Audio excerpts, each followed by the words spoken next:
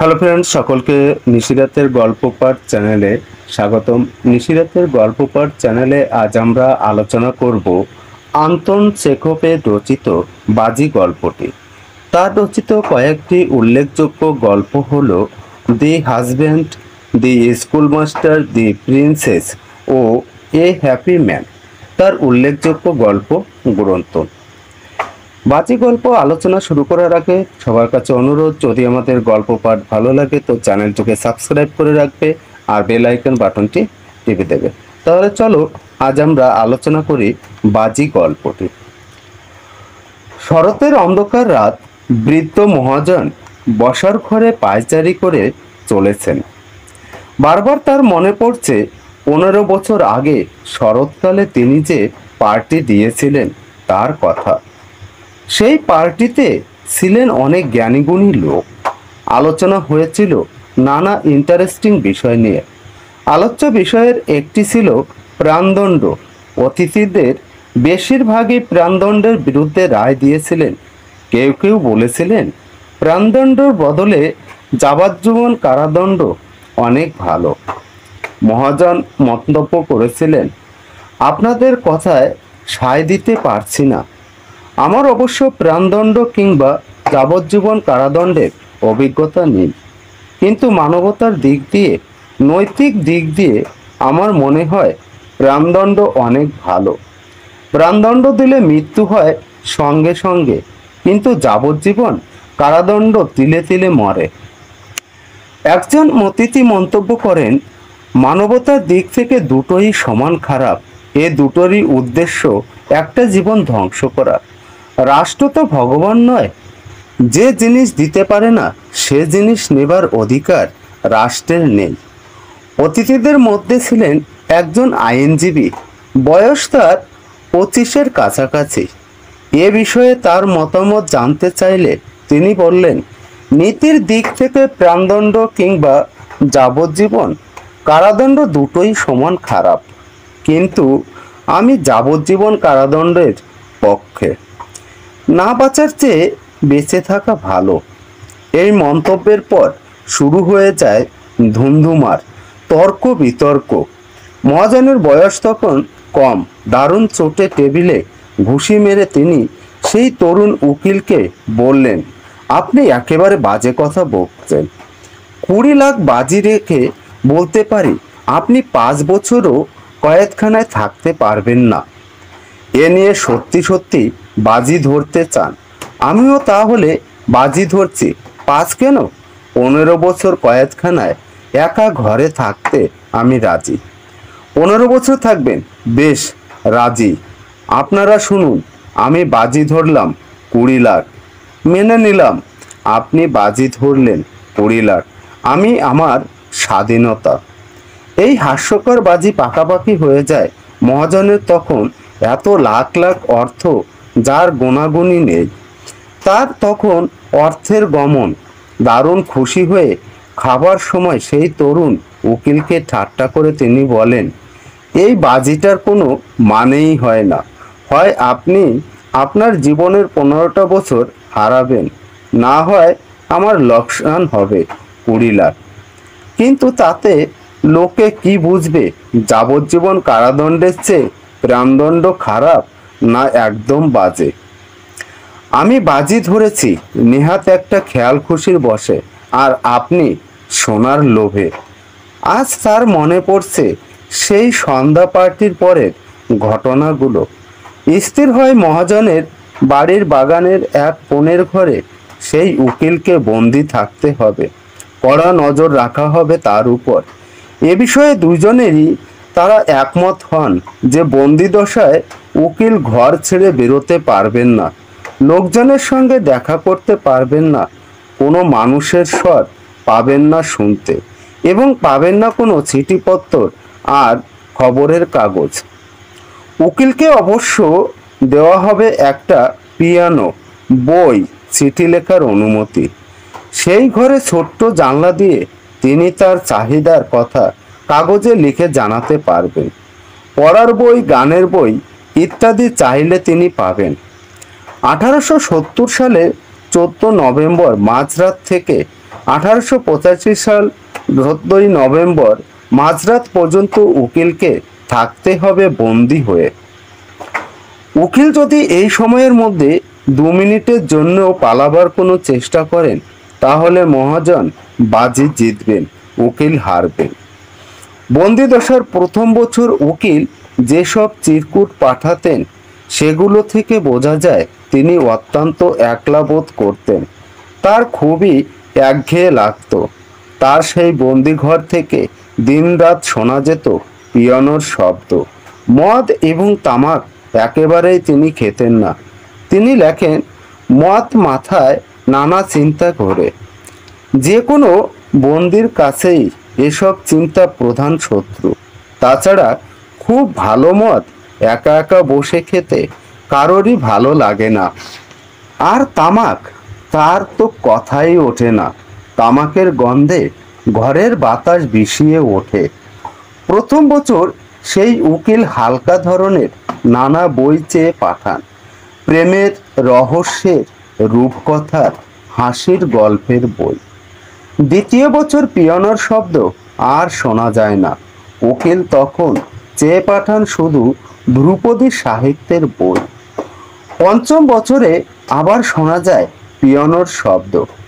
পুরনো বছরটায় তিনি ভালো ভালো খাবার খেয়ে বিছানায় শুয়ে কাটিয়ে দেন।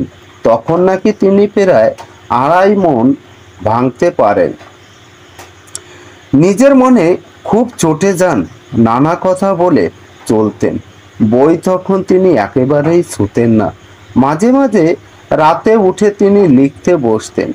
বহুক্ষণ তিনি লিখতেন, তারপর সকালে যা লিখেছিলেন তা ছিঁড়ে ফেলতেন। অনেকবার তাকে কাঁদতেও শোনা যায়। ষষ্ঠ বছরের শেষ দিকে বন্দি খুব মন দিয়ে ভাষা দর্শন এবং ইতিহাস পড়তে শুরু করেন। এইসব বিষয়ে এত রাশি রাশি বই তিনি চেয়ে পাঠাতে থাকেন যে মহাজনের পক্ষে সেগুলি সংগ্রহ করা দায় হয়ে ওঠে। বই পড়ার সেই নেশাগ্রস্ত সময় বন্দি মহাজনকে লেখেন, বন্ধু, 6টি ভাষায় এই চিঠি আপনাকে লিখছি। যারা ভাষাবিদ তাদের দেখাবেন। তারা যদি একটুও ভুলবার করতে না পারেন, তাহলে বাগান থেকে আপনি 2বার গুলি ছুড়বেন। সেই শব্দ থেকে আমি বুঝব আমার ভাষা শেখার প্রচেষ্টা ব্যর্থ হয়নি। যারা মহান লেখক তারা বিভিন্ন দেশে বিভিন্ন ভাষায় লিখেছেন, কিন্তু তাদের সবারকার মধ্যে জ্বলছে একই শিখা। সেই শিখার সন্ধান পেয়েছি। যদি জানতেন আজ আমার কি আনন্দ। বন্দির এই অনুরোধকে স্বীকার করে নেওয়া হয়। মহাজনের আদেশে বাগান থেকে ছোড়া হয় 2বার বন্দুক। 10ম বছরে সেই উকিল স্থির হয়ে বসে শুধু পড়ে চলেছেন নিউ টেস্টামেন্ট। মহাজন তাতে অবাক হয়ে যান। যে লোকটা 4 বছরে 600 জটিল বই পড়েছে, কি করে সে 1 বছর ধরে এমন একটি বই পড়ে চলেছে পারে? সেটা ছোট্ট, যেটার ভাষা সহজ, যেটা বুঝতে কোনো অসুবিধা নেই। নিউ টেস্টামেন্টের পর বন্দি চেয়ে পাঠান ধর্ম, ইতিহাস ও আধ্যাত্মবিদ্যা সম্বন্ধে হরেক রকম বই। বন্দিদশার শেষ 2 বছরে বন্দি পাগলের মতো এলোমেলো অসংখ্য বই পড়ে। কখনো বা বিজ্ঞান, কখনো বা বায়রন, কখনো বা শেক্সপিয়ার, কখনো রসায়ন, চিকিৎসা শাস্ত্র, উপন্যাস, দর্শন সম্বন্ধে বই।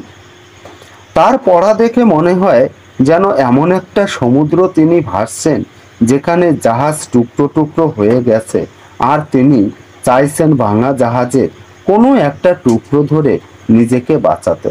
এইসব কথা মহাজনের মনে পড়তে লাগলো। মনে মনে তিনি বললেন, কাল রাত 12টায় উকিল মুক্তি পাবে। বাজির শর্ত অনুযায়ী তাকে দিতে হবে 20 লাখ। দিলে আমি তো একেবারে ফুতুর। না না, ফুতুর নয়, খতম। 15 বছর আগে তার লাখ লাখ অর্থ ছিল, এখন তার কোনোটা বেশি অর্থের অঙ্ক না দেনার অঙ্ক। ভাবলেই বুক তার কেঁপে ওঠে। ফাটকা বাজি ছিল তার নেশা। অর্থকে গোলাম খুচির মতো 2 হাতে ছড়ানো ছিল তার শখ। এই বৃদ্ধ বয়সেও সেটা তিনি কাটিয়ে উঠতে পারেননি। এই নেশায় আর শখের ক্রমশ তার ব্যবসা জোয়ার থেকে ভাটার শেষের সীমায় পৌঁছেছে। সেই দুঃসাহসী মহাজন একসময় দিমাকে মাটিতে যার পা পড়তো না, নেমে এসেছেন একেবারে সাধারণ স্তরে। বাজার দরের উর্থি পড়তিতে বুক তার দুরু দুরু করে। মাথায় হাত দিয়ে তিনি বিড়বিড় করে চলেছেন, বাজি বাজি, হতচ্ছাড়া বাজি। লোকটা মরে না কেন? এখন তো সবে তার 40 বছর। আমার শেষ কানাকড়িটাও তার হাতে তুলে দিতে হবে। সে বিয়ে করবে, ফুর্তি করবে, ফাটকা বাজি খেলবে, আর আমি ভিখারির মতো শুধু জুলজুল করে তাকিয়ে থাকবো আর রোজ তার কাছ থেকে শুনবো, আমার জীবনে সব সুখ দিয়েছেন আপনি, আপনাকে আমায় সেবা করতে দিন। না না, এটা আমি বরদাস্ত করতে পারবো না।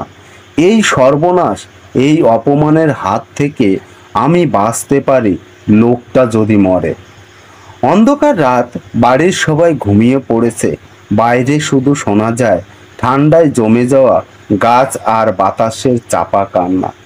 পা টিপে টিপে গিয়ে সিন্দুক থেকে একটা চাবি বার করে ওভারকোটের পকেটে তিনি রাখলেন। এটা সেই দরজার চাবি, গত 15 বছরে যেটা খোলা হয়নি। তারপর চোরের মতো বেরোলেন তিনি বাড়ি থেকে। বাগানটা কনকনে অন্ধকার, বৃষ্টি পড়ছে, হাড় কাঁপানো ভিজে হাওয়া আর্তনাদ করে চলেছে। বাগানের গাছগুলো উঠছে শিউরে শিউরে। তীক্ষ্ণ দৃষ্টিতে তিনি তাকালেন, কিন্তু কিছুই তার চোখে পড়ল না। না জমি, না সাদা সাদা মর্মর মূর্তি, না কোনো গাছ।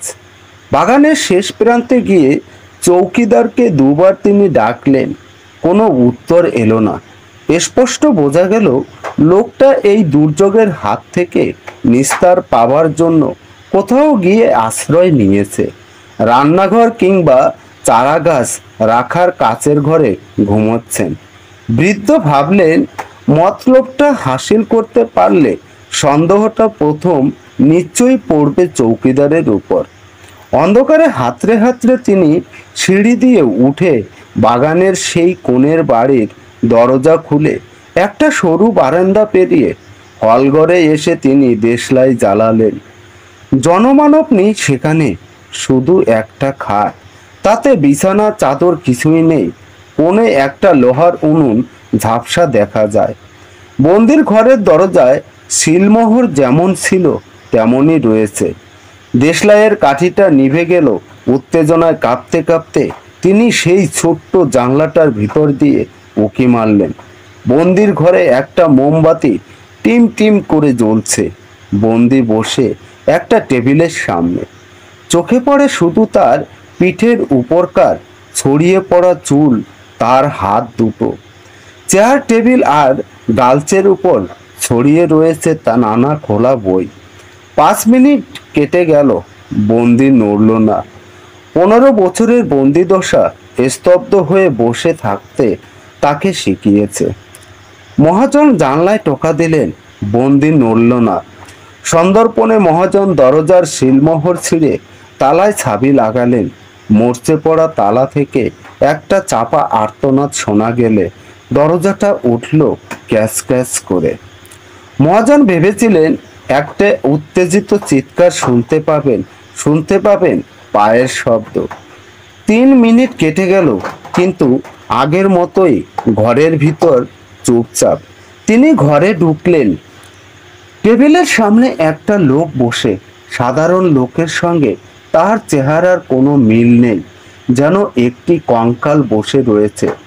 হাড়ের উপরকার চামড়া টান টান, মাথায় মেয়েদের মতন কোকড়ানো কালো চুল, লম্বা ময়লা দাড়ি, মুখের রং হলদেটে, গাল বসা। যে হাত ঝাঁকড়া চুল ভর্তি মাথা ধরে রেখেছে, সেটা এমন অস্থি চর্মস্বার যে দেখলে কষ্ট হয়। চুল পেকে গেছে এই শুকনো বুড়োটে মুখের দিকে চাইলে কেউ বিশ্বাসই করবে না তার বয়স 47। টেবিলের উপর তার মুখটা ঝুঁকে পড়েছে, সামনে একটা কাগজ, তাতে খুদে খুদে অক্ষরে কি সব যেন লেখা। মহাজন ভাবল, বেচারা ঘুমিয়ে খুব সম্ভব লাখ বেলাকের স্বপ্ন দেখছে। এই আধমরা শরীরটাকে বিছানায় পেড়ে মুখে একটা বালিশ চেপে ধরলেই কাজ হাসিল।